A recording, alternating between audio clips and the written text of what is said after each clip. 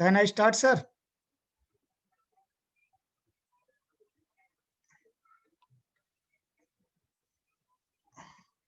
Start कीजिए sir आप। Okay sir.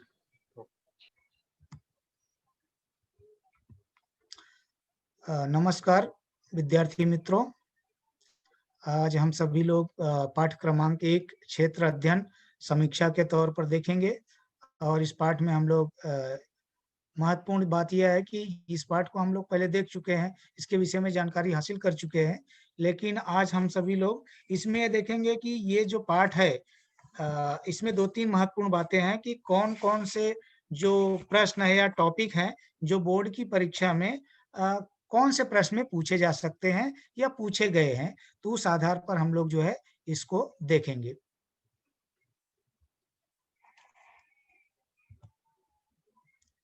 अभी सबसे पहले हम लोग एक थोड़ा-सा रिवीजन कर लेते हैं, क्षेत्र अध्ययन मतलब क्या?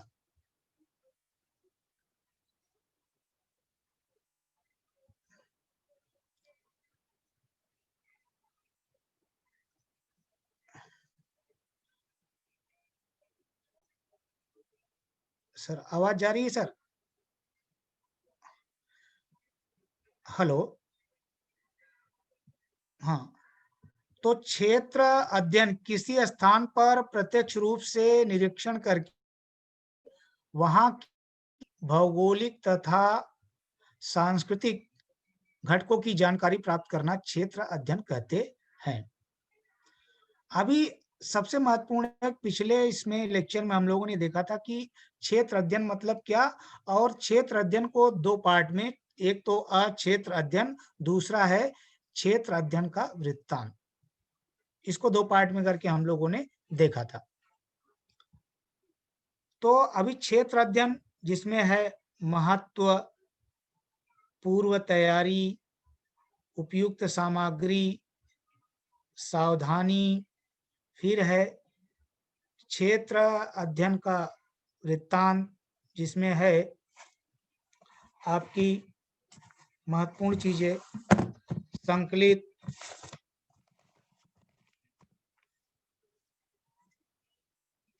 अभी उसमें जो है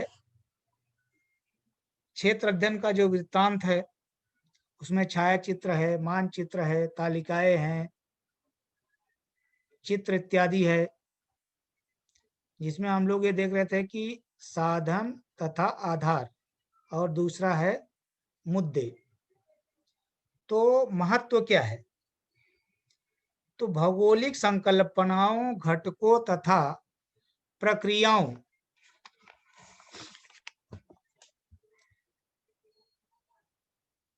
का प्रत्यक्ष अनुभव प्राप्त करना। अभी बच्चों देखो, क्षेत्र अध्ययन मतलब किसी स्थान पर प्रत्यक्ष रूप से निरीक्षण करके वहां की भौगोलिक तथा सांस्कृतिक घटकों की जानकारी प्राप्त करना क्षेत्र अध्ययन कहते हैं। तो अगला जो है विचार हमारे सामने, इसका महत्व क्या है, ठीक है, फिर पूर्व तैयारी क्या करनी है, तीसरा है क्या सामग्री है जो उपयुक्त है इसको साथ ले जाना है, और चौथा है सावधानी। अभी बच्चों ये जो प्रश्न है और ये जो जानकारी है इसको आपको अलग अलग तरीके से पूछा जाता है। जैसे प्रश्न नंबर 1, बोर्ड की जो परीक्षा है प्रश्न नंबर 1 में ये जो है आपको पूछा जा सकता है, प्रश्न नंबर 1 में सही विकल्प चुनकर लिखिए में, ठीक है। अभी इसी को हम लोग भाई क्षेत्र अध्ययन गए हैं तो वहां पर डायरेक्ट जाकर वहां पे निरीक्षण करना है जगह का, या जहां कहीं किसी भी चीज की जानकारी लेनी है, ठीक है। अभी महाराष्ट्र की मिट्टी है या रेगिस्तान है,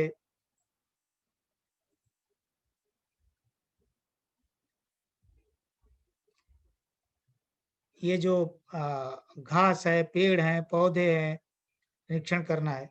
तो अभी महत्व क्या है,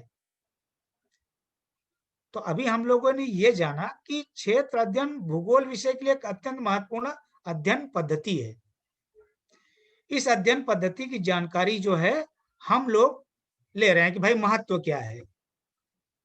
तो महत्व इस तरह से है कि भौगोलिक जो संकल्पना, घटकों तथा प्रक्रियाओं का प्रत्यक्ष अनुभव प्राप्त करना, मानव तथा पर्यावरण के सह संबंधों की जानकारी प्राप्त करना, क्षेत्र अध्ययन के लिए चुने गए क्षेत्र की सामाजिक, आर्थिक, ऐतिहासिक, सांस्कृतिक परिस्थितियों का भी अध्ययन करना, ये महत्वपूर्ण बात है।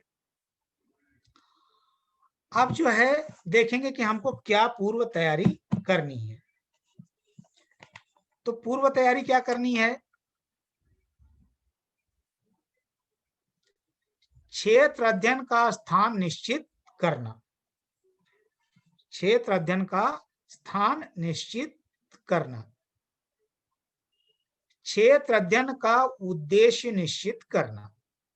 बच्चों ध्यान से एक बार सुनना, रिवीजन कर रहे हैं कि पहली चीज है कि हमें जो है कौन से स्थान का निरीक्षण करना है, उसको निश्चित करना। फिर दूसरा है कि ऐसे ही नहीं, घूमने टहलने के लिए नहीं, आपको इससे संबंधित प्रश्न पूछा जाता है, सही गलत में पूछा जाता है।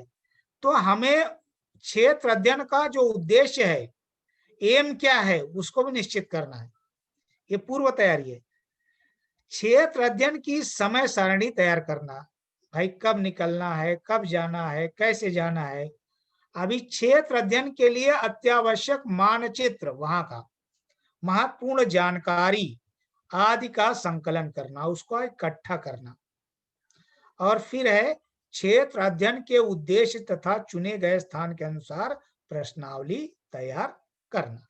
इस तरह से प्रिय बच्चों, विद्यार्थी मित्रों, इसमें पूर्व तैयारी अगर करनी है तो 1, 2, 3, 4 और 5 इससे संबंधित प्रश्न आपको मैं बताऊंगा कि किस तरह से बोर्ड की परीक्षा में कौन से प्रश्न में ये जो है चीजें पूछी जाती हैं।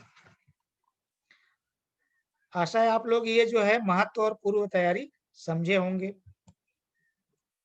अभी जो है पिछले लेक्चर में आपने देखा था कि भाई जो आपका जो पहला लेसन है उसको जो है अलीबाग जाना है, तो कौन सा रूट है, वो कहाँ से निकलेंगे, और सोलापुर, इंदापुर, उजनी जलाशय वगैरह का चित्र भी हम लोगों ने देखा था। उरली, कंचन, हड़पसर, पुणे, लोनावला, खोपोली, अलीबाग पहुंचना है। तो नलदुर्ग से अलीबाग, यानी इसका जो मानचित्र है इसको आपको संकलित करके रखना है, और जो रूट है उसको भी देखना है, निश्चित करना है। अभी हम लोग आगे बढ़ते हैं कि उपयुक्त सामग्री, हम लोग कोई भी चीज रिकॉर्ड के लिए रखेंगे, अभिलेख, कॉपी, नमूना प्रश्नावली, कलम, पेंसिल, मापन पट्टी, दिशा सूचक,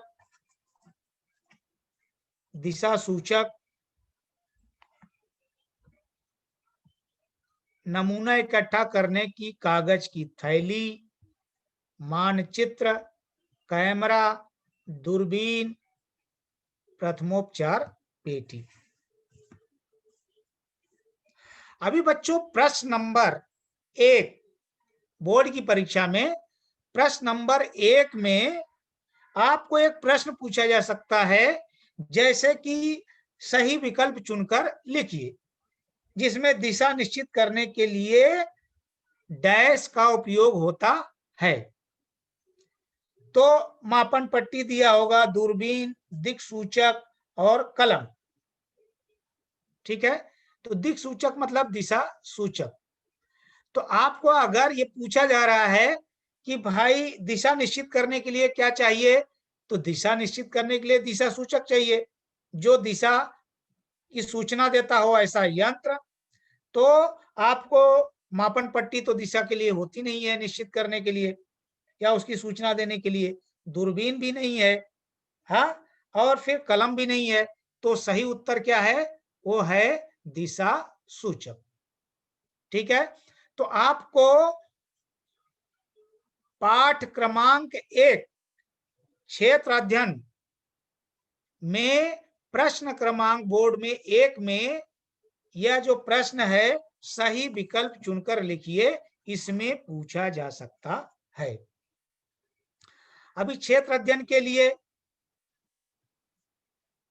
डैश उपयुक्त सामग्री नहीं है, जैसे नोटबुक, कॉपी है, कलम है, कॉपी है, कलम है, ये सारी चीजें उपयुक्त सामग्री है। पेंसिल है, मापन पट्टी है, लेकिन आरेखन पट्टी नहीं है, तो उसका सही उत्तर होगा आरेखन पट्टी। इसका मतलब है कि आपको यहाँ पर पूछा क्या है कि क्षेत्र अध्ययन के लिए डैश उपयुक्त सामग्री नहीं है, तो जो दिया जाएगा नोटबुक, मानचित्र, आरेखन पट्टी, कैमरा, तो नोटबुक, मानचित्र और कैमरा ये तो है, लेकिन आरेखन पट्टी नहीं है। अभी देखेंगे हम लोग सावधानी। तो कहने का तात्पर्य क्या था कि आपको जो बोर्ड का पेपर है जिसमें प्रश्न क्रमांक 1 में जो पूछा जाता है सही विकल्प चुनकर लिखिए, सही सहसंबंध पहचानिए, श्रृंखला बनाइए और सही समूह पहचानिए। तो मोस्टली पाठ क्रमांक 1 में जो है, जो सही विकल्प चुनकर लिखिए, बोर्ड का प्रश्न क्रमांक जो 1 है उसमें पाठ क्रमांक 1 से ये प्रश्न पूछा जा सकता है, सही विकल्प चुनकर। अब उसके बाद हम लोग आगे बढ़ते हैं, देखते हैं कि सावधानी क्या बरतनी है। बच्चों इसके साथ ही मैं इसलिए बता रहा हूं आपको कि आपका रिवीजन भी होगा और ये कहाँ पूछा जा सकता है बोर्ड की परीक्षा में, कौन से प्रश्न में, इसको भी आपको ध्यान से समझना है, सुनना है। अभी सावधानी क्या बरतनी है? शिक्षकों की सभी सूचनाओं का पालन करना महत्वपूर्ण बात है कि जो शिक्षक जो सूचना देते हैं उसको क्या करना है, उसका अक्षरता पालन करना है। अभी क्षेत्र अध्ययन के समय पर्यावरण को किसी प्रकार की हानि ना पहुंचाना। देखो आपको ये आगे भी प्रश्न पूछे जाएंगे, इसलिए मैं बता रहा हूं। तो क्षेत्र अध्ययन के समय पर्यावरण को किसी प्रकार की हानि ना हो, इस चीज का ध्यान रखना है। पहला क्या ध्यान रखना है कि भाई शिक्षकों की जो भी सूचना है उसको अक्षरशः पालन करना है उसी रूप में। दूसरा है क्षेत्र अध्ययन के समय पर्यावरण को किसी प्रकार का नुकसान ना हो, इस चीज का ध्यान देना है। और तीसरा क्या है कि क्षेत्र अध्ययन का उद्देश्य प्राप्त करने की दृष्टि से विभिन्न जानकारियों का संकलन करना, यानी कि विभिन्न प्रकार की जो जानकारी है जो आप वहां पर जो है लेंगे, उसको क्या करना है, रिकॉर्ड करना है, उसको संकलित करना है। ठीक है, तो अभी हम लोगों ने क्या देखा, क्षेत्र अध्ययन, महत्व, पूर्व तैयारी और जो है उपयुक्त सामग्री और सावधानी। तो मैंने बताया कि उपयुक्त सामग्री के ऊपर आपको फिल इन द ब्लैंक्स में पूछा जा सकता है, उचित पर्याय चुनकर आपको लिखना है उसमें। ठीक है, बाकी जो प्रश्न क्रमांक 1 में ऑप्शन के साथ रहते हैं, कभी सही विकल्प चुनकर लिखिए आता है, कभी सही संबंध पहचानिए और श्रृंखला बनाइए आता है, और कभी जो है सही समूह पहचानिए, ये भी आपको आता है। अब ये प्रश्न कितने नंबर के लिए आता है? 4 नंबर के लिए आता है। 4 नंबर के लिए आपको ये प्रश्न आता है। 4 प्रश्न होते हैं और चारों प्रश्न का उत्तर आपने लिखा तो आपको आसानी से 4 नंबर मिल जाते हैं। अब हम लोग आगे बढ़ते हैं। ये आपने सामग्री देखी अभी, जिसकी हम लोगों ने अभी चर्चा की। तो सामग्री जो है आपके सामने है, यहाँ पर देख रहे हैं, कलम है, टोपी है, दिक सूचक है, कैमरा है, दूरबीन है, पानी का बोतल है, फर्स्ट एड है, मैप है।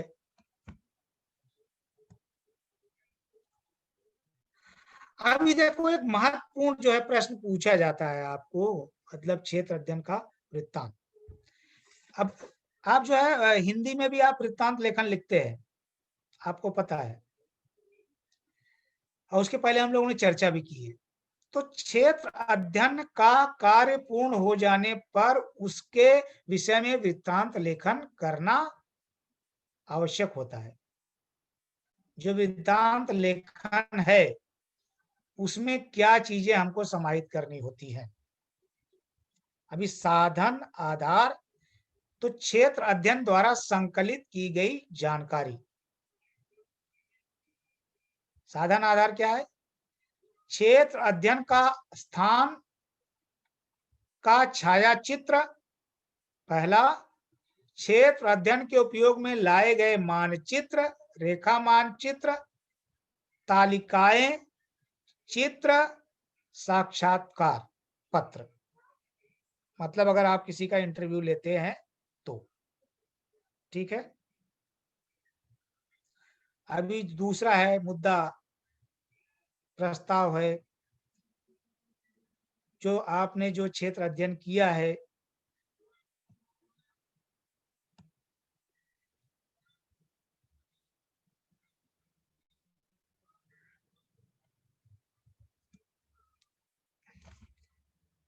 अभी जो है हम लोग थोड़ा सा पीपीटी बैक पे है,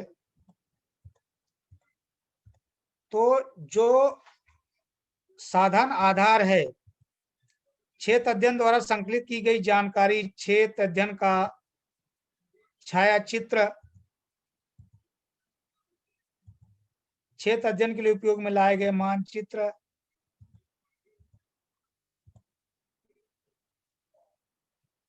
मुद्दे हैं प्रस्तावना, क्षेत्र अध्ययन द्वारा संकलित की गई जानकारी, और फिर क्या है निष्कर्ष। आप किस निष्कर्ष पे पहुंचे। तो अब जो है हम लोगों ने देखा कि क्षेत्र अध्ययन का वृत्तांत लिखते समय हमें क्या करना है कि क्षेत्र अध्ययन द्वारा संकलित की गई जानकारी, क्षेत्र अध्ययन का छायाचित्र आप ले सकते हैं वहां पर। उसके पहले हम लोगों ने देखा कि क्या हम लोग नियोजन करेंगे, कैसे जाना है, किस साधन से जाना है, इसको हम लोगों ने देखा था। अब हम लोग एक जो है मॉडल देखे थे कि क्षेत्र अध्ययन का वृत्तांत लेखन कैसे करना है। अभी उदाहरण के तौर पर देखिए कि आपके द्वारा जो क्षेत्र अध्ययन किया गया है उसके विषय में अगर आपको लिखना है तो आप कैसे लिखेंगे।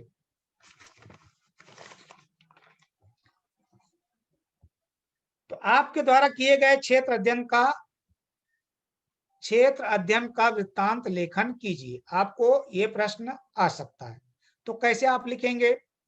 अभी उत्तर लिख रहे हैं तो विषय घारापुरी एलिफेंटा द्वीप के क्षेत्र अध्ययन का वृत्तांत लेखन, ये विषय है आपका। अभी महत्वपूर्ण चीज क्या है कि इसको 1, 2, 3, 4, 5 और 6 पॉइंट में आपको लिखना है। मुख्य मुद्दा है कि क्षेत्र अध्ययन का उद्देश्य, ठीक है। अब उसके 2 उप मुद्दे हैं। अभी तो क्षेत्र अध्ययन का उद्देश्य क्या है। पहला है समुद्री द्वीप की संकल्पना का प्रत्यक्ष निरीक्षण द्वारा अध्ययन करना।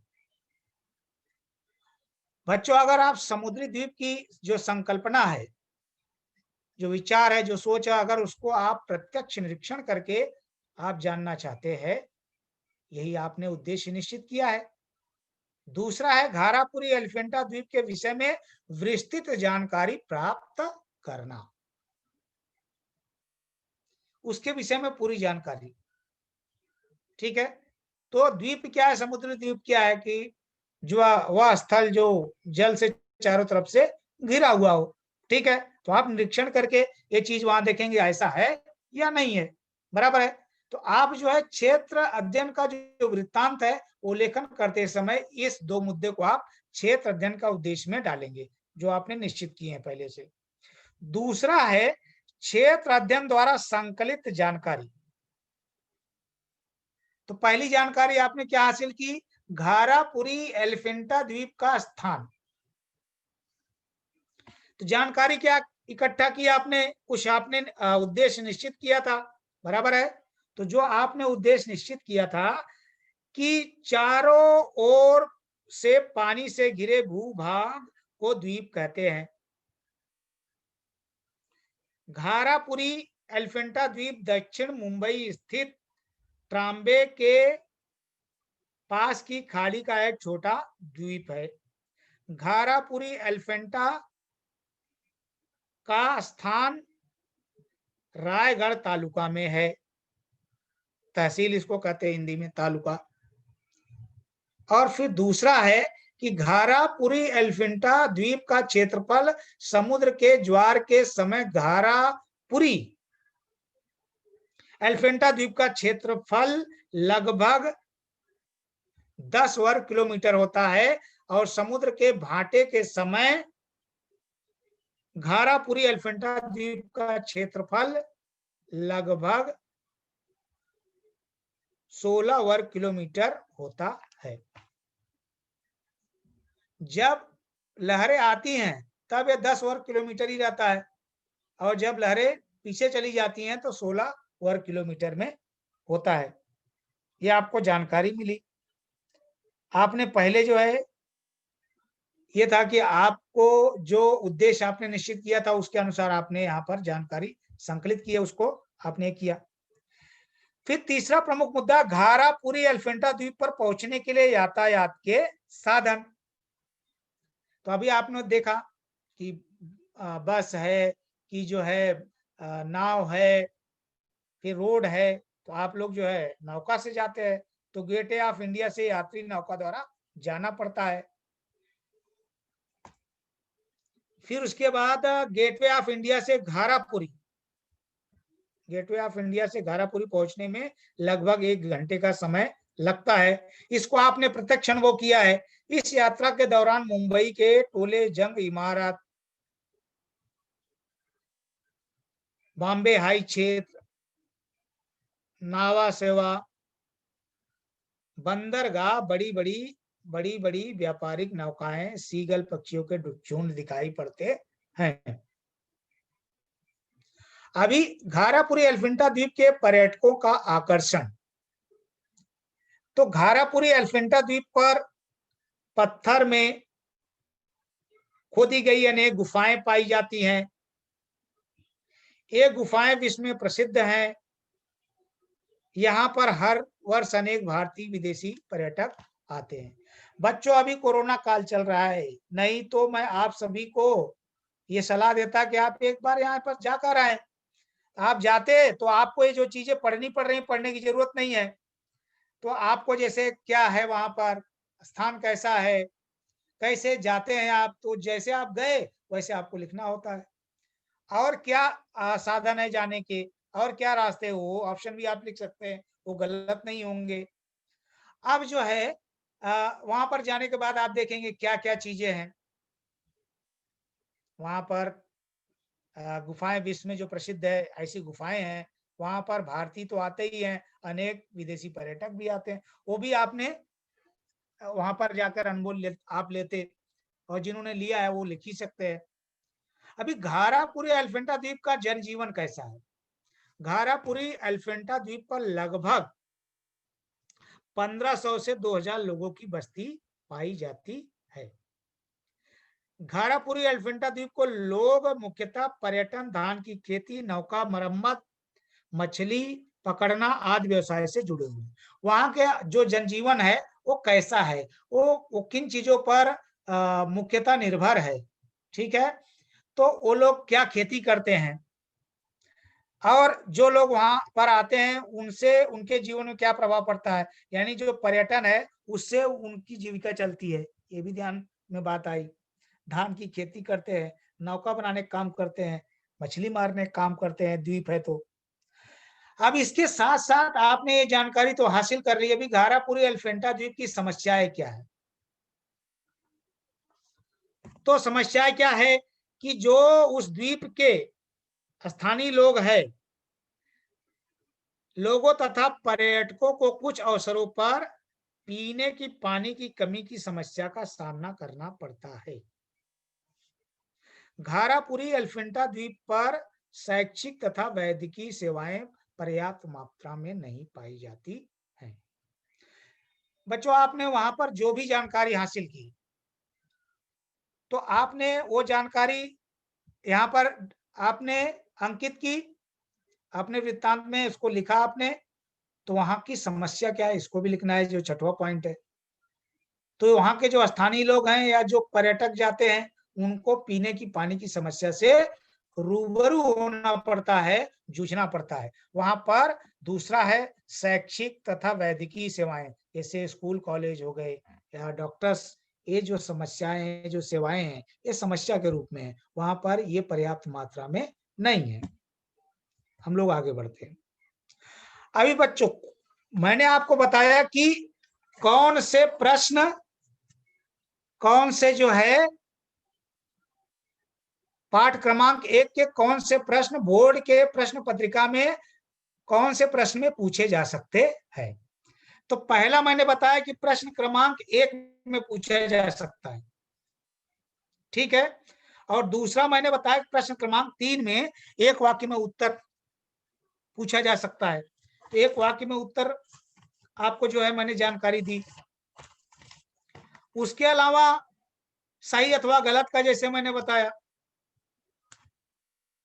फिर उसके बाद टिप्पणी लिखिए। तो जो एक वाक्य में उत्तर आता है वो जो है 5 आएगा, और आपको जो है 4 उत्तर लिखने होते हैं।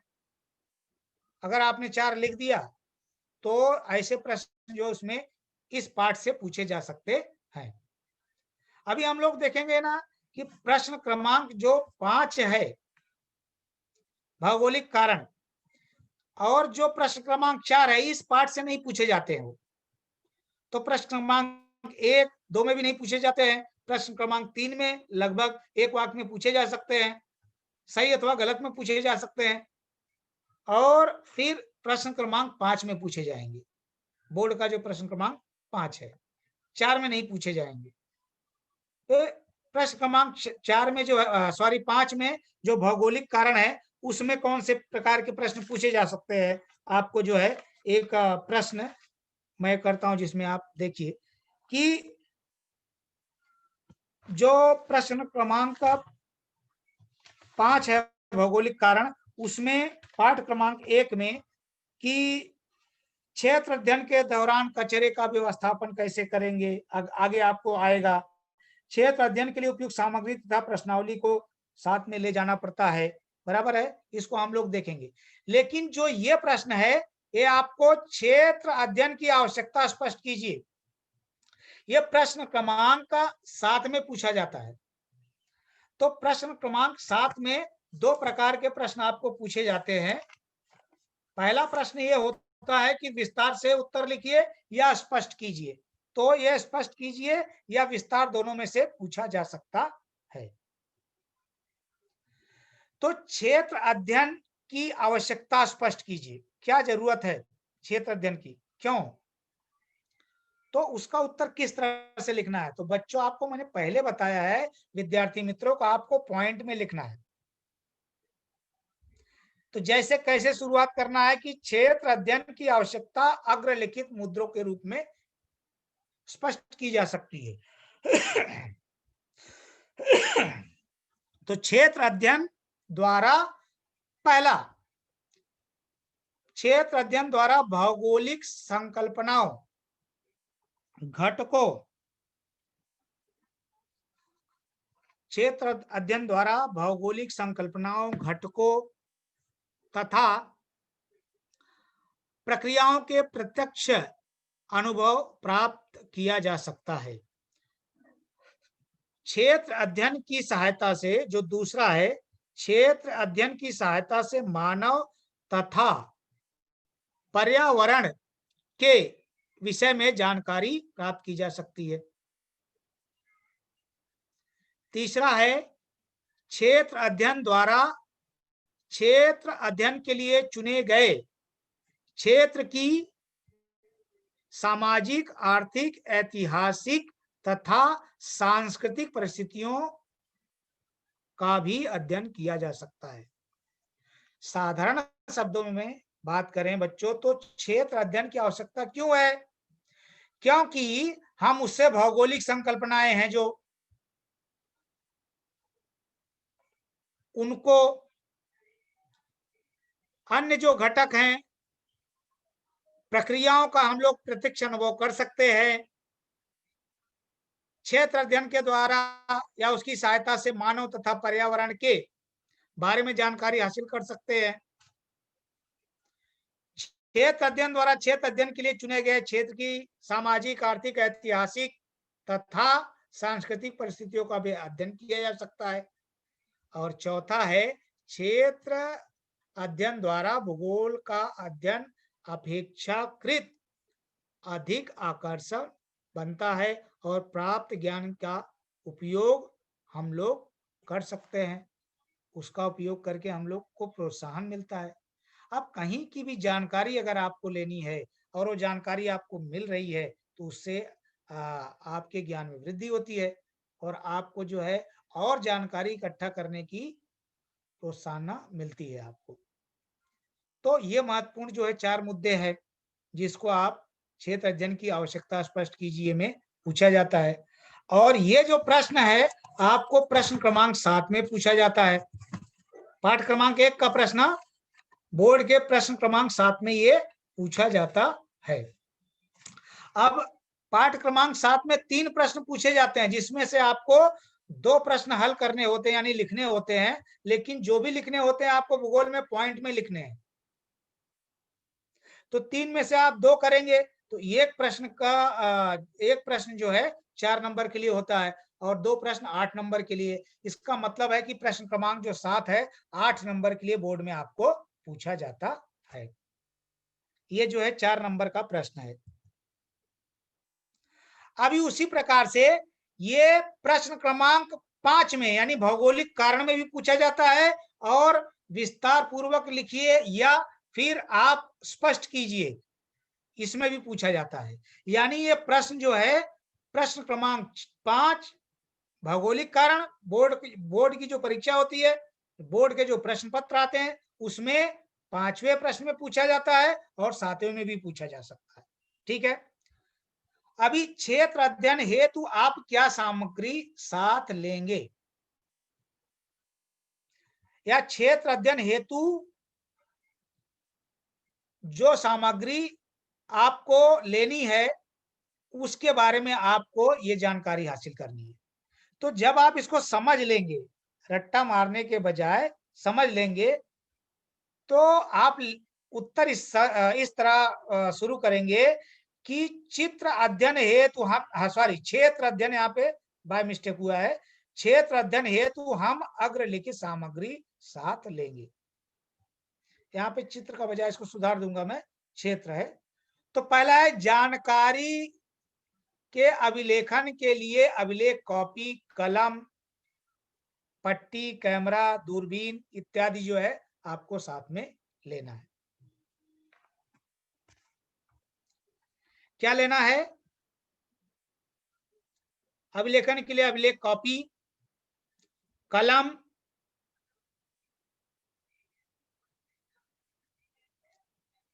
पट्टी, कैमरा, दूरबीन इत्यादि। स्थान की निश्चिति करने के लिए दिशा सूचक यंत्र और मानचित्र ये आपको अपने साथ में रखना है। तो दिशा सूचक यंत्र तथा गहन अध्ययन के लिए मानचित्र, गहन अध्ययन के लिए मानचित्र। तीसरा है क्षेत्र अध्ययन के उद्देश्य अनुसार जानकारी संकलन के लिए प्रश्नावली। जब आप क्षेत्र अध्ययन करने के लिए जाएंगे तो पहली चीज आप क्या लेंगे? अभिलेख कॉपी लेंगे, कलम लेंगे, पेंसिल लेंगे, मापन पट्टी लेंगे, कैमरा लेंगे, दूरबीन लेंगे। दूसरा है स्थान की जानकारी या उसको निश्चित करने के लिए दिशा सूचक यंत्र लेंगे, गहन अध्ययन के लिए मानचित्र लेंगे। फिर तीसरा है क्षेत्र अध्ययन के उद्देश्य के अनुसार जानकारी संकलन के लिए आप प्रश्नावली तैयार करेंगे। चौथा है क्षेत्र के पानी, मिट्टी, कचरे, वनस्पतियों, पत्थरों का जो नमूना इकट्ठा करने के लिए कागज की थैली अथवा ढक्कन वाला डिब्बा लेंगे। और पांचवा है प्रथमोपचार पेटी, ये जो है आप अपने पास रखेंगे। अगर आप ये सारी चीजें 5 जो है पॉइंट लिख रहे हैं तो आपको 4 नंबर मिल जाएंगे। इसमें कुछ भी कठिन नहीं है, बस इसको आपको समझना है कि भाई आप जा रहे हैं कहीं पर तो आपको वहां पर कुछ रिकॉर्ड के लिए अब कॉपी लेना है, कलम लेना है, पट्टी लेना है, कैमरा लेना है, दूरबीन लेना है, फिर आपको दिशा सूचक यंत्र लेना है, गहन अध्ययन के लिए मानचित्र लेना है। जो आपने उद्देश्य निश्चित किया उसके संकलन के लिए आपको क्या करना होगा, प्रश्नावली तैयार करनी होगी। बिना प्रश्न के वहां जाएंगे तो आप फिर क्या पूछेंगे, क्योंकि आप पहले से ही निश्चित नहीं है कि आपको क्या जानकारी लेनी है। फिर वहां पर नमूना भी आपको इकट्ठा करना है, तो आप क्या करेंगे, क्षेत्र के पानी का नमूना हो सकता है, वहां की पानी कैसा है, खारा है, मीठा है, कैसा है, वो उसके बारे में आप जानकारी उसका जो है नमूना ले लो एग्जाम सैंपल के लिए। फिर कचरे, वनस्पतियां, पत्थरों के नमूने, कागज की थैली वगैरह ढक्कन वाला डिब्बा लेकर आप जा सकते हैं उसको इकट्ठा करने के लिए। अभी आगे हम लोग बढ़ते हैं, ये भी 4 नंबर के लिए पूछा जाता है। तो बच्चों याद रखना कि जो पाठ क्रमांक 1 है उसमें आपको प्रश्न क्रमांक 1 में पूछा जा सकता है, सही विकल्प के लिए आपको प्रश्न पूछा जा सकता है, और फिर प्रश्न क्रमांक 3 में पूछा जा सकता है जिसमें एक वाक्य में उत्तर लिखिए या सही अथवा गलत के लिए पूछा जा सकता है, एक एक नंबर के लिए। ठीक है, तो पहले और तीसरे प्रश्न में एक एक नंबर के लिए पूछा जा सकता है, लेकिन 5वें प्रश्न में आपको ये 3 नंबर के लिए पूछा जा सकता है। 5वां प्रश्न भौगोलिक कारण है, 4 में से आपको 2 लिखना होता है, 3 नंबर का एक प्रश्न होता है, 2 प्रश्न आपको लिखने होते हैं 6 नंबर के लिए। तो प्रश्न क्रमांक 5 में भौगोलिक कारण में 3 नंबर के लिए पूछा जा सकता है। लेकिन अभी जो है हम लोग प्रश्न देख रहे हैं, ये प्रश्न क्रमांक 7 के लिए है, 4 नंबर के लिए पूछा जाता है। महत्वपूर्ण प्रश्न है कि कारखाने में क्षेत्र अध्ययन हेतु जाने के लिए प्रश्नावली तैयार कीजिए। अगर आपको प्रश्नावली तैयार करना है तो कैसे करेंगे, ठीक है। तो ये आपको कितने नंबर के लिए पूछा जाता है, 4 नंबर के लिए। बोर्ड के प्रश्न पत्रिका में कौन से प्रश्न में पूछा जा सकता है, प्रश्न क्रमांक 7 में। देखिए, तो कारखाने में क्षेत्र अध्ययन हेतु जाने के लिए प्रश्नावली तैयार कीजिए। तो कारखाने के क्षेत्र अध्ययन हेतु प्रश्नावली क्या है, इस कारखाने की स्थापना किस वर्ष हुई। ठीक है, जो एग्जाम्पल है उसको अच्छे से ध्यान में रखो, आप अपने हिसाब से इसको लिख सकते हो। कार पहले तो कोई चीज बनने नहीं लगेगी, तो पहला प्रश्न क्या बनेगा, इस कारखाने की स्थापना किस वर्ष हुई। दूसरा प्रश्न क्या बनेगा, कारखाने में किस वस्तु का उत्पादन होता है। तीसरा है, कारखाने में कार्यरत कर्मचारियों की संख्या कितनी है ना। ये प्रश्नावली तैयार करना है बच्चों आपको। तो स्थापना किस वर्ष हुई, क्या उत्पादन होता है, कितने लोग काम करते हैं, इसको हम लोग साधारण शब्द में बोल रहे हैं, है ना, वही चीज लिखना है आपको। फिर चौथा, कारखाने की वस्तुओं के उत्पादन के लिए किस कच्चे माल की आवश्यकता है। कारखाने की वस्तुओं के उत्पादन के लिए आवश्यक कच्चा माल कहां से लाया जाता है, बराबर है। ये सारी चीजें आपको पूछी जा सकती हैं। फिर है, कारखाने में उत्पादित पक्का माल किस स्थान पर बिक्री के लिए भेजा जाता है।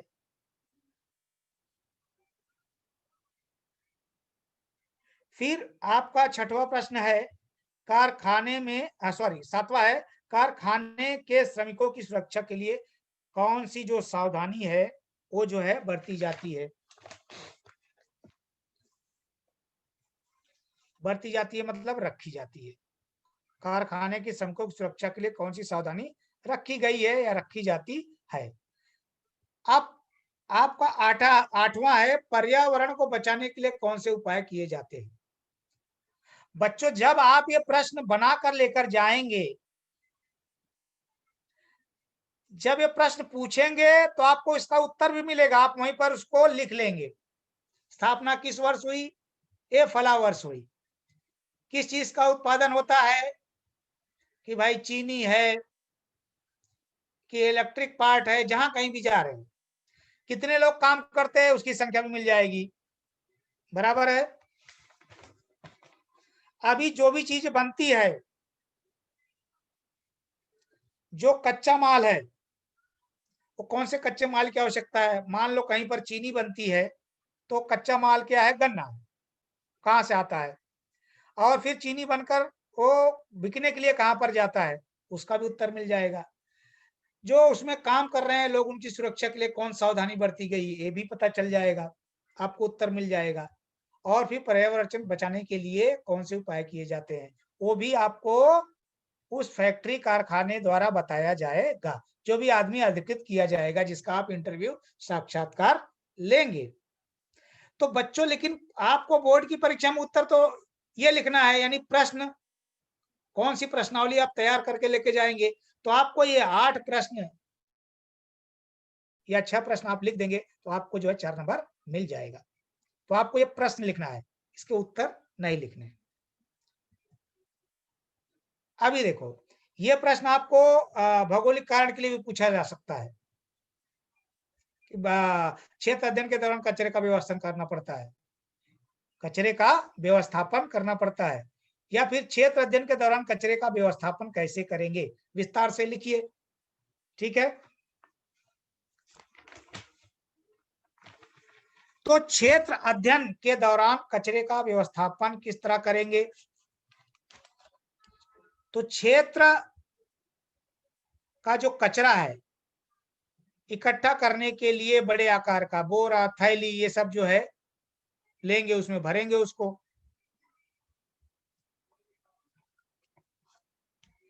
तो ये पहला पॉइंट हुआ। दूसरा है, यह सावधानी रखनी कि क्षेत्र अध्ययन में सम्मिलित जो व्यक्ति है, वो उनके द्वारा किसी प्रकार कचरा ना होने पाए। क्षेत्र अध्ययन के समय जो उपयोग में लाई गई थैलियां हैं, प्लेट है, खाद्य पदार्थ के आवरण है, शेष खाद्य पदार्थ है, जो बचा हुआ खाना है, भाई वो कहीं पर यहाँ वहां ना फेंका जाए, ये चीज का भी हमको ध्यान रखना है।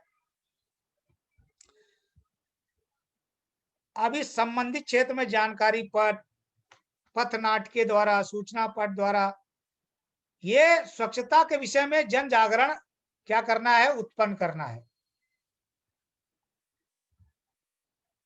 संबंधित क्षेत्र के कचरा व्यवस्थापन के लिए क्षेत्र के जो अधिकारी, सरकारी अधिकारी हैं, शिक्षकों को मार्गदर्शन कर पत्र, साक्षात्कार द्वारा संपर्क करना। क्षेत्र अध्ययन के दौरान अनुशासन रखना आवश्यक होता है।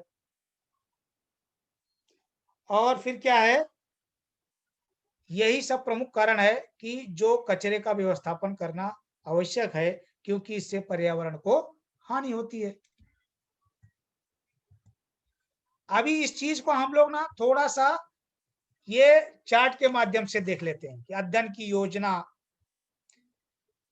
क्षेत्र का चयन, विषय का चयन, अध्ययन की विषय वस्तु, अध्ययन के उद्देश्य, आंकड़ों व सूचनाओं का संग्रहण, प्राथमिक आंकड़े, द्वितीयक उससे कम महत्व के आंकड़े, आंकड़ों का विश्लेषण, तालिकाकरण, आलेखीकरण, मानचित्रीकरण, सर्वेक्षण, प्रतिवेदन तैयार करना।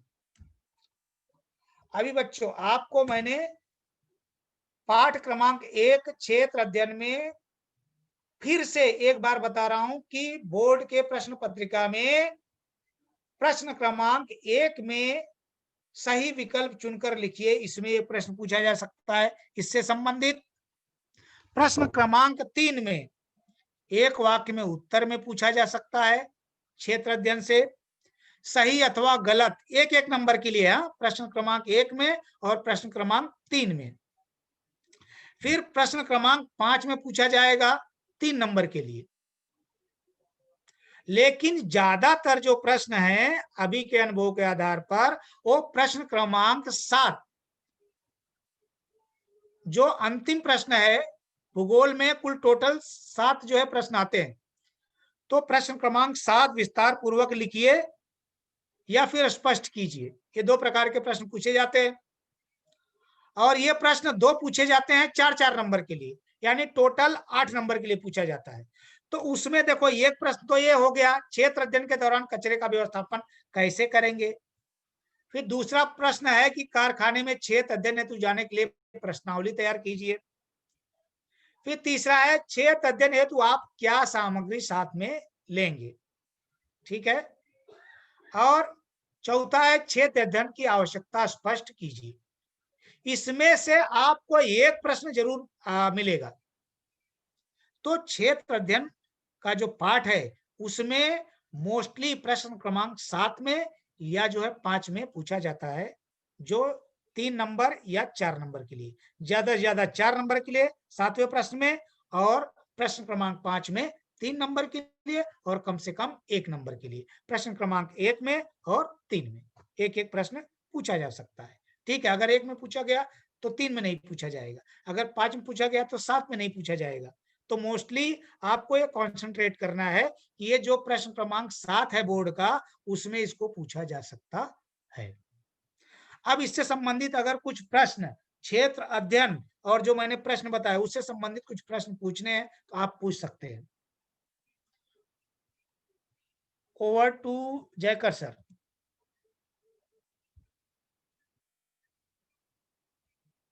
तो इस टॉपिक से संबंधित अगर कोई क्वेश्चन है तो पूछो। हाँ फातिमा पूछो बेटा, फातिमा पूछो।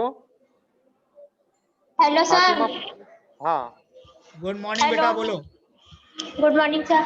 सर वो जो आपने अभी दिखाया था हाँ सर डायग्राम, सर एक बार वो वापस दिखाइए ना, मेरा वो स्क्रीनशॉट नहीं हो पाया था। कौन सा डायग्राम बेटा? सर जो आपने लास्ट में दिखाया था। ओके गुड बेटा, अभी दिखाता हूँ डायग्राम। ये ना, ये वाला डायग्राम? हाँ सर। ये वाला? ओके बेटा, हाँ सर। आप स्क्रीनशॉट ले सकते हो। मिनट जरा। हाँ सर नहीं हुआ। हाँ हाँ, 1 मिनट रुको बस।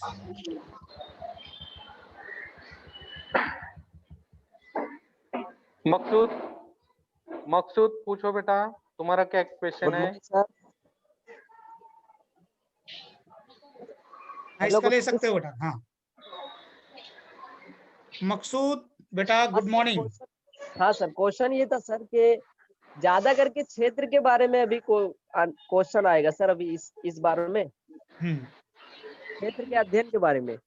हाँ बेटा, अभी देखो मैंने अभी क्या बताया आपको, स्क्रीन के ऊपर दिखा रहा हूँ। हाँ, कौन से प्रश्न महत्वपूर्ण है जो क्वेश्चन नंबर 7 में पूछे जाएंगे। ज्यादातर इसके प्रश्न क्वेश्चन नंबर 7 में पूछे जाते हैं, या फिर 5 में एक कभी पूछ लिए जाते हैं। तो ये प्रश्न जैसे अभी देखो, क्षेत्र अध्ययन के दौरान कचरे का व्यवस्थापन कैसे करेंगे स्पष्ट कीजिए, या विस्तार पूर्वक लिखिए। या आपको ये प्रश्न पूछे जा सकते हैं, कारखाने में क्षेत्र अध्ययन हेतु जाने के लिए प्रश्नावली तैयार कीजिए, ठीक है। आपको साथ में ये पूछे जा सकते हैं, क्षेत्र अध्ययन हेतु आप क्या सामग्री साथ में लेके जाएंगे या लेंगे, ठीक है ना। तो क्षेत्र अध्ययन से संबंधित पूछे जाएंगे। और इसमें जो 2 नंबर क्वेश्चन है बोर्ड का, उसमें नहीं पूछा जाता है, और आपको 4 नंबर में भी नहीं पूछा जाता है, 6 नंबर में भी नहीं पूछा जाता है इस पार्ट से। इस पार्ट से प्रश्न क्रमांक 1, 3, 5, ज्यादा से ज्यादा 7 में पूछे जाते हैं। आपको ये ध्यान में रखना है। तो जो प्रश्न आपको 5-6 में बता रहा हूँ, मूलतः 4 प्रश्न, इसको आप तैयार कर लेंगे तो आपको क्वेश्चन नंबर 7 में जरूर मिलेगा। ओके। हाँ बच्चों, और किसी को कुछ क्वेश्चन पूछना है इस टॉपिक से संबंधित? अगर कोई भी क्वेश्चन है, कोई क्वेरीज है तो आप लोग पूछ सकते हो। यादव सर आपको उसका स्पष्टीकरण देंगे। कोई भी शंका हो आपके मन में तो आप पूछ सकते हो।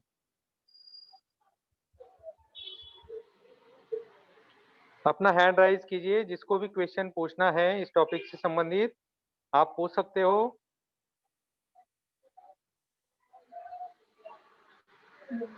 शायद नहीं है सर, सभी को अच्छे से समझ में आया आपका topic. Thank you sir. Sir आपका बहुत बहुत धन्यवाद सर सहयोग के लिए। Welcome sir, welcome. बच्चों आप सभी जो है होमवर्क के लिए आपको मैं कुछ बताना चाहता हूं, जिसको आप देखेंगे। आप जो प्रश्नावली मैंने बताया अभी आपको कि आपको कैसे तैयार करना है, वैसे आप एक प्रश्नावली तैयार करेंगे, ठीक है, जो अपने मन से तैयार करेंगे। कि अगर आप कहीं पर जा रहे हैं, मान लो पार्ले जी के कारखाने में जा रहे हैं, तो वहां पर आपको प्रश्नावली तैयार करना है, तो कैसे आप तैयार करेंगे? ठीक है, आपको देखिए इसको सामने रखकर इसका हो सके तो आप स्क्रीनशॉट ले लीजिए और इसी प्रकार की एक प्रश्नावली तैयार कीजिए। ठीक है, धन्यवाद सर। ओके, वेलकम सर जी, धन्यवाद। Okay sir.